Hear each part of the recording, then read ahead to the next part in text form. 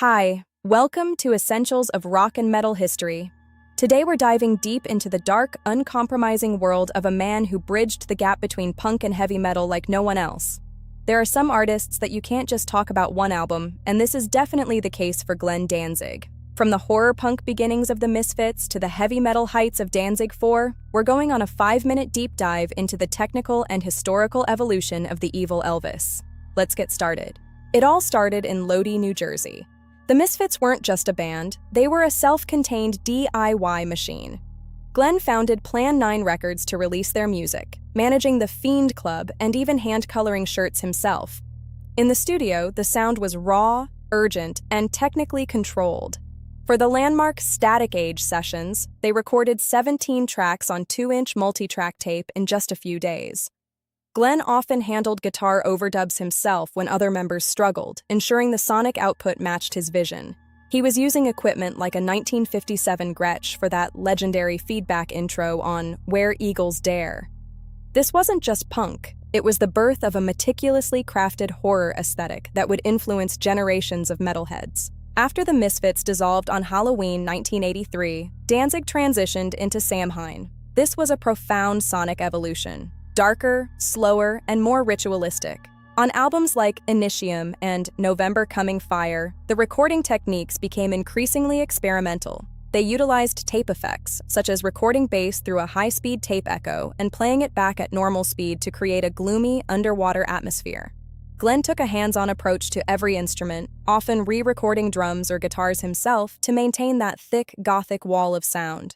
This era caught the ear of a young producer named Rick Rubin, setting the stage for one of the most important partnerships in metal history. In 1988, the band Danzig was born. Rick Rubin's production on the first 2 albums was notoriously minimalist.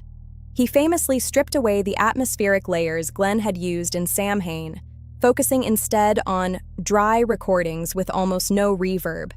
This created a spacious, blues-heavy sound that allowed Glenn's baritone to truly shine. Guitarist John Christ primarily used a Bedrock 1200 series amp head to achieve the iconic Mother tone, an amp that was legendary for its sound but also its unreliability, often failing during crucial takes. During these sessions, even James Hetfield was in the studio, providing uncredited backing vocals on Twist of Cain and Possession. It was a masterclass in achieving maximum power through technical simplicity. By How the Gods Kill, Glenn took over co-production duties, reintroducing the dark, cinematic reverb and atmospheric layers he felt Rubin had stripped away.